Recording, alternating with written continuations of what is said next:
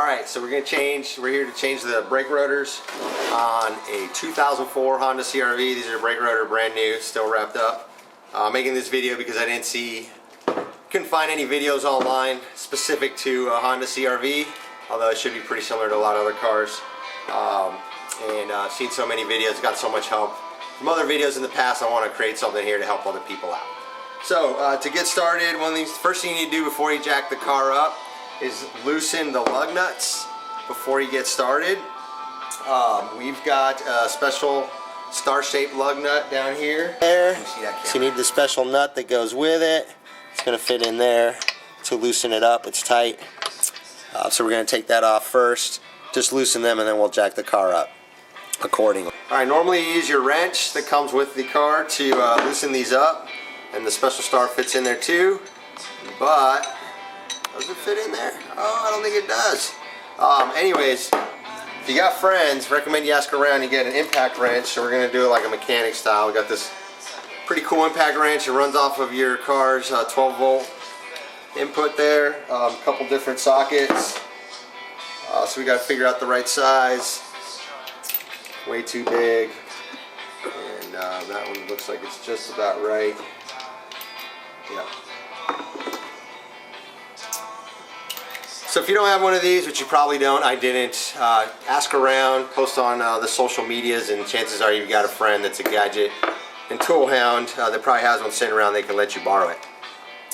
So we'll pause it here for just a second. So when you use a tool like this, it's kind of a no-brainer for most people, but there is a forward and reverse switch. So make sure you're on reverse, which is L for left loosen. So we're going to go ahead and put this in here, and we're going to run it.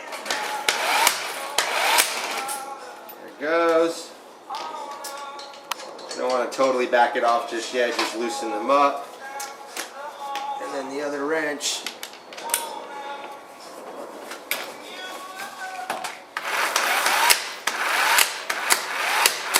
Okay, so now we're going to jack the car up. This is a jack. These are the parts for it.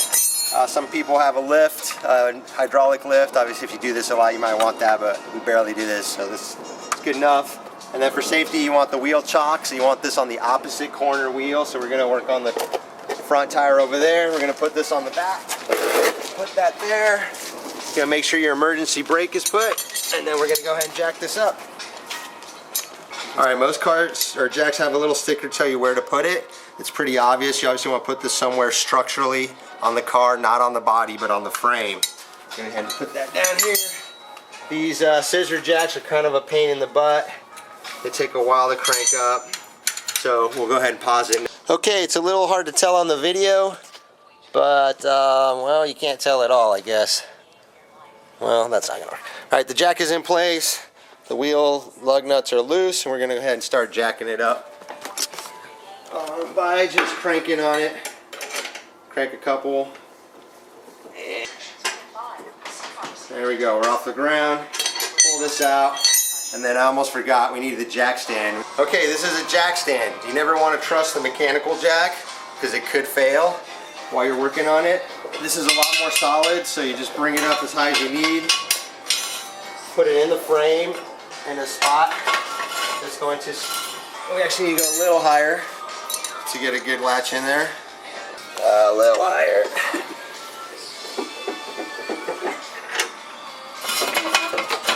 I'm putting it right there under that mounting bracket for that tie bar, which is part of the frame. And now I'm going to back off the jack.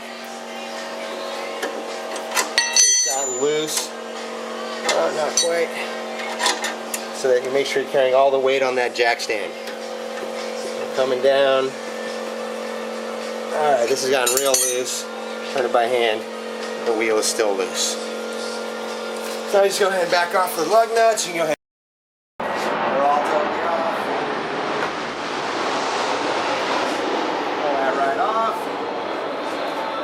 Get the tire out of the way. Okay, so I forgot to mention earlier, you might want to wear some gloves because brakes are really dirty. Brake dust is pretty bad stuff. You don't want to inhale that. So you do want to use brake cleaner. Spray brake cleaner on there. It's going to help wash off the dust. As well as down here, there's two little retaining screws on the brake rotor, which are going to have to come out. And I've heard on the interwebs and a lot of friends telling me that these can often get stuck, so you might want to spray a little penetrating oil on them to help break them loose. So I'm going to do the penetrating oil first, get that a chance to work. Let's see if that'll actually sink in there a little bit. And now we're going to spray the brake cleaner, and you always want to have something below your brakes while you're spraying this stuff, just to help keep the mess down a little bit.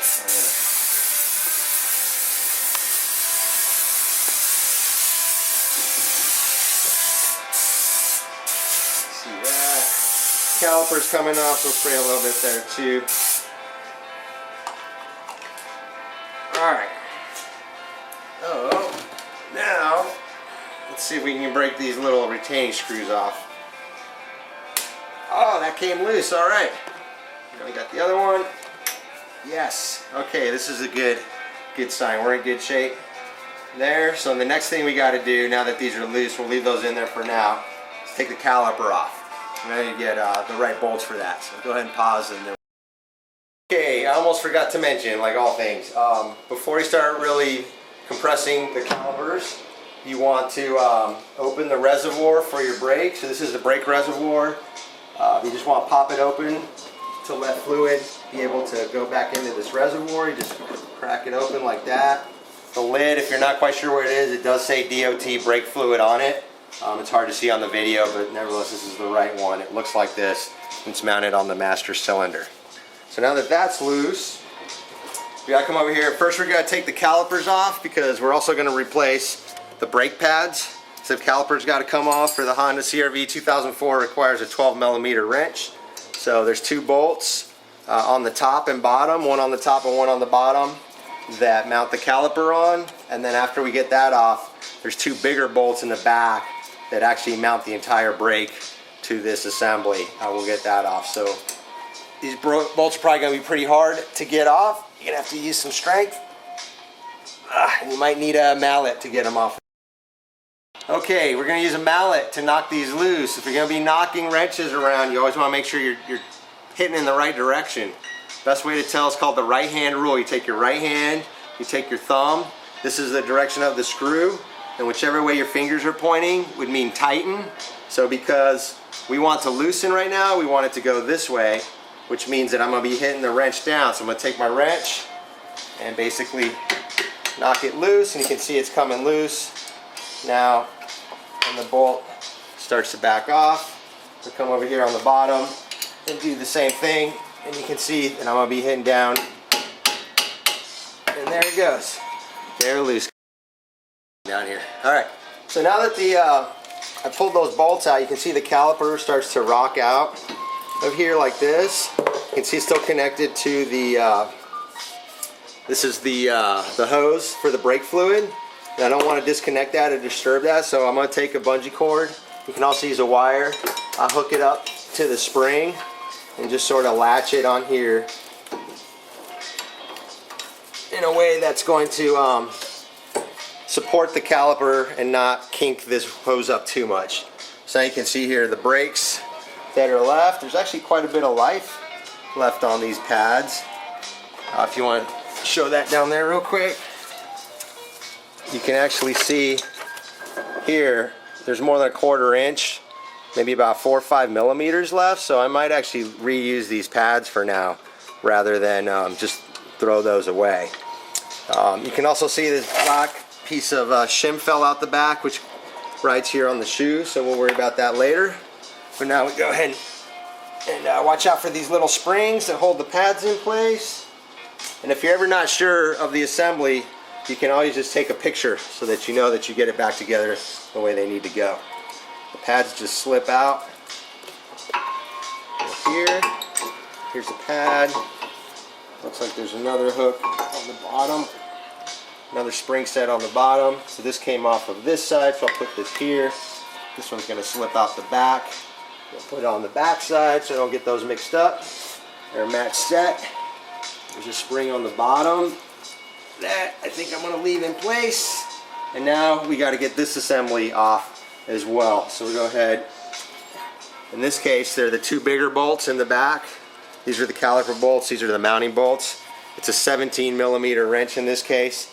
And again, these are going to be really tight. The right hand rule, the bolt's going in this way where my thumb is, so we want to back it off this way, which means I got to hit down just like before. Let's see if we can get this loose.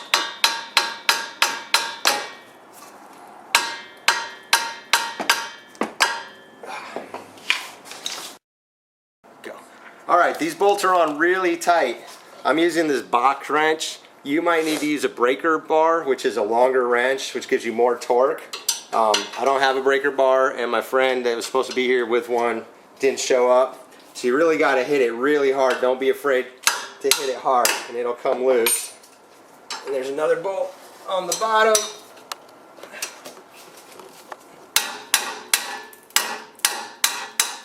There you go. In this case, it's hitting the caliper mount over here, so I got to come down off of that. Once it hits that, there we go. Don't be afraid to move stuff out of the way. There we go, it's loose. Alright, I'm going to bring back our garbage collector, and I'm going to back this bolt out. Here it is. Mounting bolt there. And now we'll get the one on the top. I like to do the bottom bolts first. Leave the top one so it's still hanging. You can see it's loose now. We're going to go ahead, back this puppy out. There's the other bolt. We'll go ahead and just slide that down there.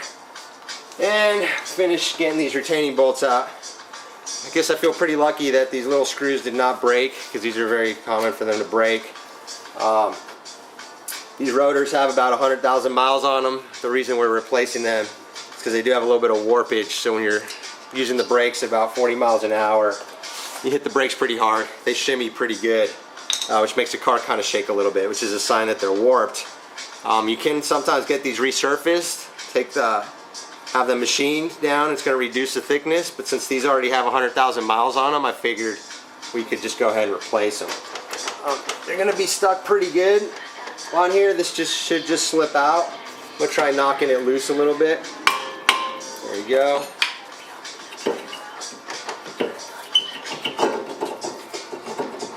Might need to, depending on your rotors, spray a little penetrating oil around there if hitting it doesn't knock them loose. And there's also two other holes here that you can thread a screw in to help drive them out, but we got lucky here. These came out. They're good to go. These actually look like they're in decent shape.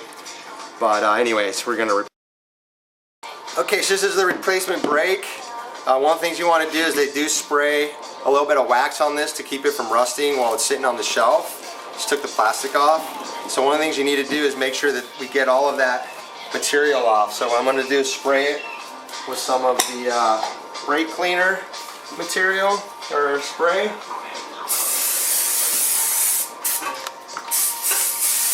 And then this stuff dries really fast. Something a mechanic friend told me to do is to take some sandpaper, this is really coarse, and just give it a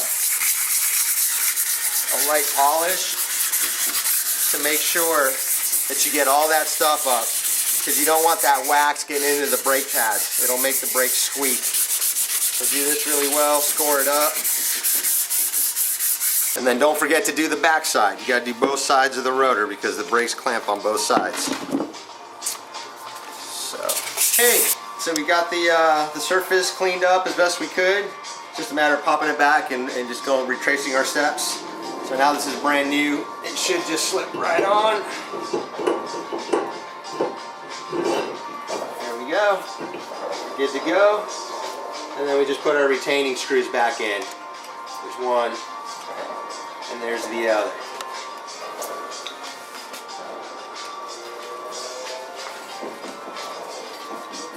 Oops, this is actually the wrong holes. Not sure what I was thinking. So, don't just put them in any hole like I just did. You actually got to line the holes up. My mistake, it's these recessed ones, so it goes here. It's got the countersink to it. There we go. Now we're in business. There we go. And you just pop it in. and pop it in. You want to make sure it seats. This is not seating for some reason. This one is.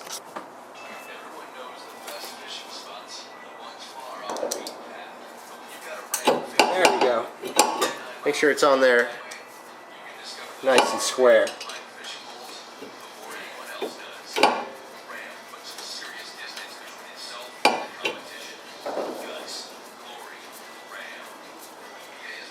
There we go. And just get that hand tight. Now it's just a matter of putting the caliper mounting bracket back on. It's just like that. The mounting holes. These are the big bolts. Might help to pre-thread the bolts in. Like that.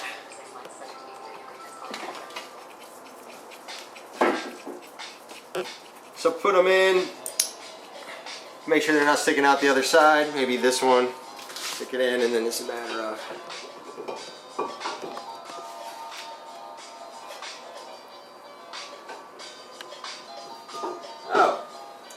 mistake.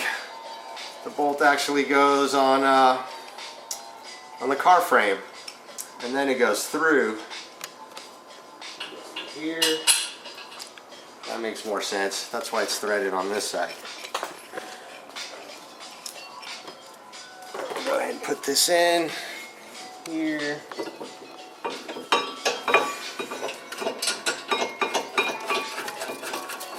And do a hand tight. I like to do the top again, like I said, because then things can just hang in place. As you can see there, and I don't even have to look at it. You can just by feel find the bowl hole, thread it back in.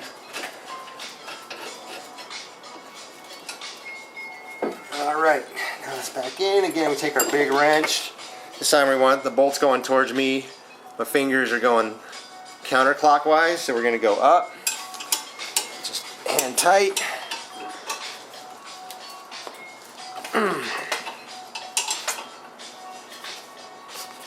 And tight. I actually don't know what the torque specs are on this, so I'm going to just give it a little bit of a knock.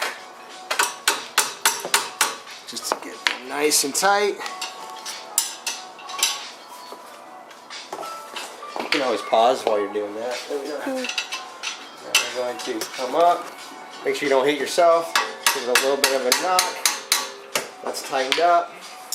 Ideally, you would actually look up the torque specs and use a torque wrench, but we just knock them tight. Alright, as we mentioned previously, these brake pads have a pretty decent amount of life, so we're going to keep using them. So it's just a matter of slipping that back in. You want to be really careful, try not to touch the surface of the pad with any kind of greasy fingers. Slide that back in. There we go. That's in there nice and tight. And now the back side.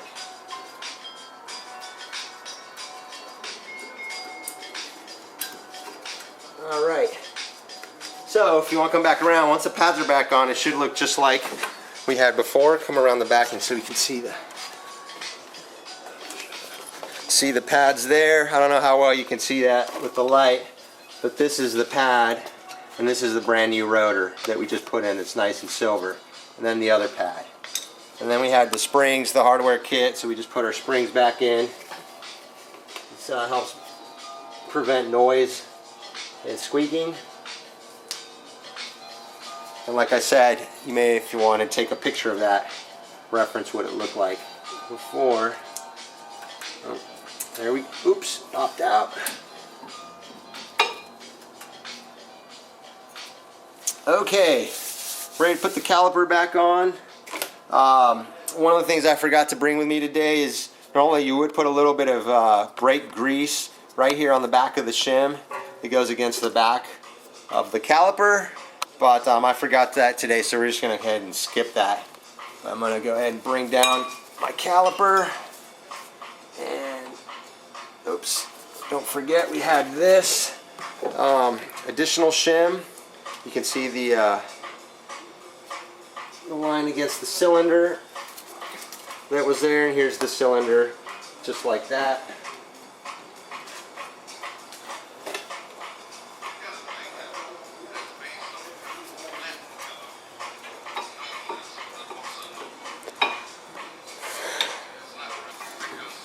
Now my springs are falling out. Got it. The springs. There's no harm, Nate. The springs are falling out. Ha. Okay. Ready? Okay, so these springs are here to help keep the pads apart when you're obviously driving. So I am going to have to kind of keep my hands on here while I shimmy on this caliper. Which, you know, maybe if you had a friend, you'd have an extra hand that could do this. I'm basically going to try to slide this back on.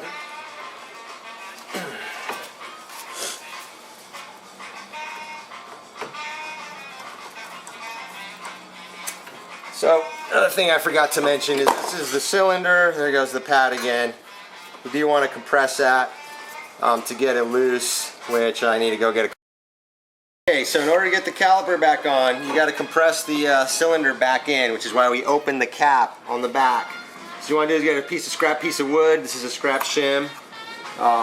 You can use a clamp for it, so just a regular wood clamp. Put it on here, and we're going to just compress it back a little bit.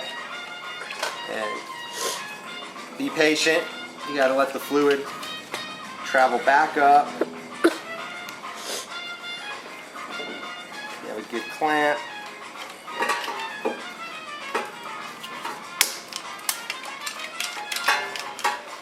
This clamp is not very good, actually.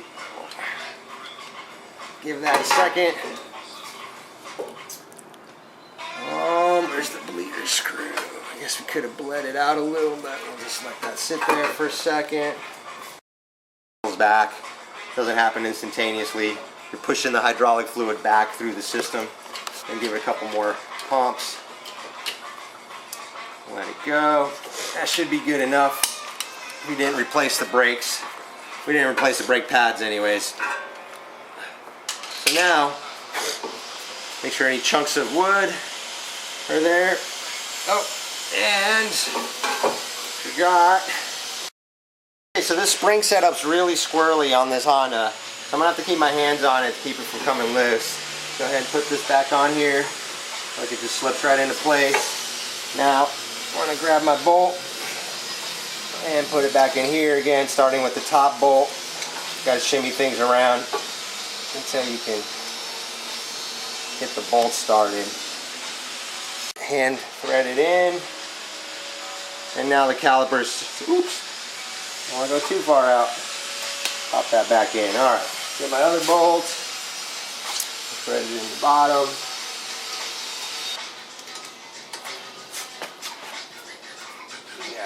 Shimmy things around a little bit, get it to seat right.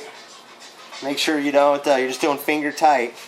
If the bolt is going in and it feels really tight right in the beginning, you probably have it cross threaded. You want to back it out and start over. And then once it's tight, then you just get your wrench.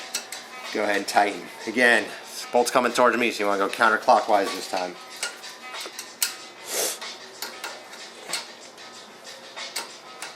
Socket wrench probably would have been nice for the tightening, but again, you only do this like once every 5-10 years. It's not that big a deal. Just use a little muscle power. Tighten that. The brake rotor's been replaced. It's new. Out here, we're on the jack stand in the back, which is the red. So now that we've done all this work, we're gonna go ahead and take advantage and rotate the tire. So I'm gonna take the tire off the back wheel, put it on the front, put the front tire on the back. Not necessarily gonna show that in the video, but because we've already done all this work getting everything up, we're gonna go ahead and do that.